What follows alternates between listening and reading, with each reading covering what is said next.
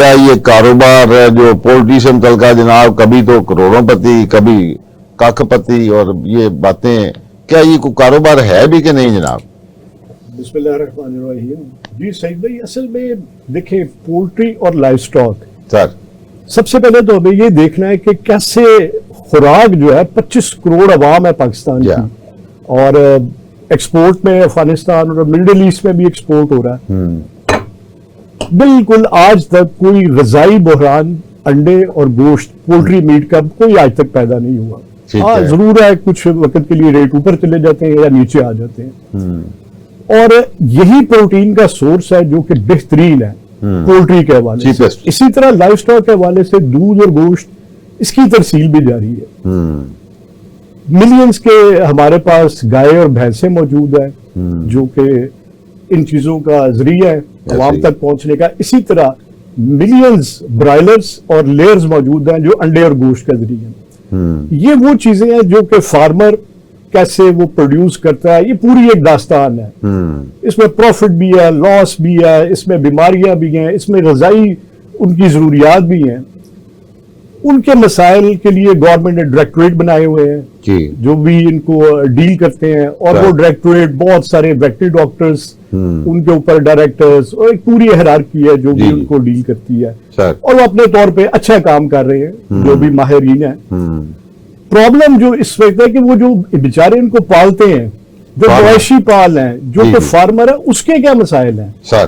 وہ بیچارہ کیوں ڈے بائی ڈے نیچے جا رہا ہے؟ دیکھیں اس کے 2-3 بڑے اہم فیکٹرز ہیں. سب سے پہلے تو گورنمنٹ کنٹرول ریٹ پہ لیتی ہے دودھ بھی اور گوشت بھی. ٹھیک ہے، گورنمنٹ کبھی یہ تو سروے کر لے کہ ان کی کاسٹ کیا ہے، ان کی لاگت کیا ہے. دودھ کی 20% بھی گوشت دودھ جو ہے وہ ڈیری فارمنگ جو کمرشل ڈیری فارمر سے آتا ہے. 80% دودھ جو ہے وہ انڈیویجول جانور یا زیادہ جانور رکھے ہوں گے کچھ لوگوں نے، گوالا جس طرح ہیں جو کہ دودھ پال مویشی پال لوگوں سے دودھ لیتے ہیں. ہمیں ان کا سوچنا ہوگا کہ یار وہ لوگ کیوں نہیں خوشحال ہو رہے. پولٹری فارمر نو ڈاؤٹ اب بہت ایک اسٹیبلش ہے، اس کے لیے اگر دیکھا جائے تو اب کنٹرول شیڈ ہیں، بلکہ بہت بڑے بڑے لیئر فارمز ہیں. لیکن بعض کا آتی ہے وہاں بھی جو ایسا فال آتا ہے ریٹس میں کہ لوگوں کو بیچاروں کو کروڑوں کا نقصان ہے. صاحب جب 700 روپے کلو ہم گوشت لے کے آتے ہیں نا مرغی کا، تو وہ بھی تو یہی پروفٹس کے دن بھی آتے ہی ہیں.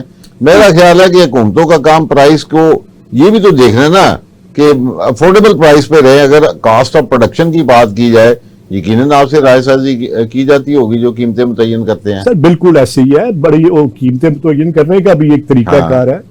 میں آپ سے یہ عرض کر رہا ہوں کہ جو لوگ سب سے بڑی فیڈ کا فیکٹر ہے ان لوگوں کو آن بورڈ لیں، ان کے مسائل سنیں، کہاں پہ ڈیوٹیز گورنمنٹ کم کر سکتی ہے تاکہ فیڈ کا ریٹ کچھ کم ہو. ٹھیک ہے، اس کے بعد پھر عوام تک اس کے ثمرات پہنچیں گے. گورنمنٹ بہت سے اقدامات کر رہی ہے جی پولٹری اور لائف سٹاک انڈسٹری کے لیے، نو ڈاؤٹ بہت پیسہ بھی انجیکٹ کر رہی ہے.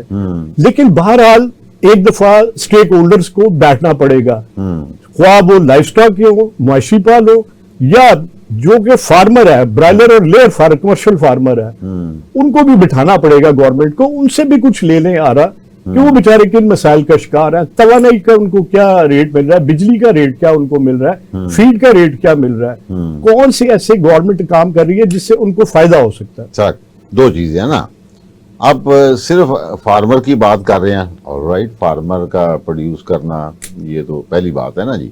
اب جیسے آج ایز این ایگزامپل ہم بات کر لیتے ہیں ڈاکٹر صاحب، پولٹری کی قیمت ڈیسائیڈ کرنے میں کون کون سے ایریاز ہیں؟ نمبر 1، اس کی قیمت ڈیسائیڈ کرنے کے کیا کیا فیکٹرز ہیں جو گورنمنٹ اوور لک کر جاتی ہے؟ اور پھر دیکھیں نا پرائس ڈیٹرمن تو کرنی ہے حکومت، آپ کے سامنے ڈی سی ریٹ ہر روز پرچی پہنچی ہوتی ہے، تو یہ وہاں پہ مطلب کچھ سجیشن دینے والے باتیں ہیں کہ نہیں؟ پولٹری میں تو اب کافی مربوط نظام آ گیا ہے. مقامی پی پی اے کے نمائندگان گورنمنٹ کے نمائندوں سے چل رہی تھی ایکسپو، پاکستان پولٹری ایسوسیشن اس میں بڑا اہم کردار ادا کر رہی ہے. وہ کوشش یہی کرتی ہے کہ فارمر کو بھی نقصان نہ ہو، اور اسی طرح انڈوں کے ریٹ پہ بھی زیادہ پرابلم دودھ اور گوشت کا ہے. جو فارمر کو جو کاسٹ پڑ رہی ہے اس پہ دودھ اور گوشت نہیں فیزیبل، اور وہ پرابلم یہ کیا ہوتی ہے، پھر وہ سب سٹینڈرڈ ملے گا.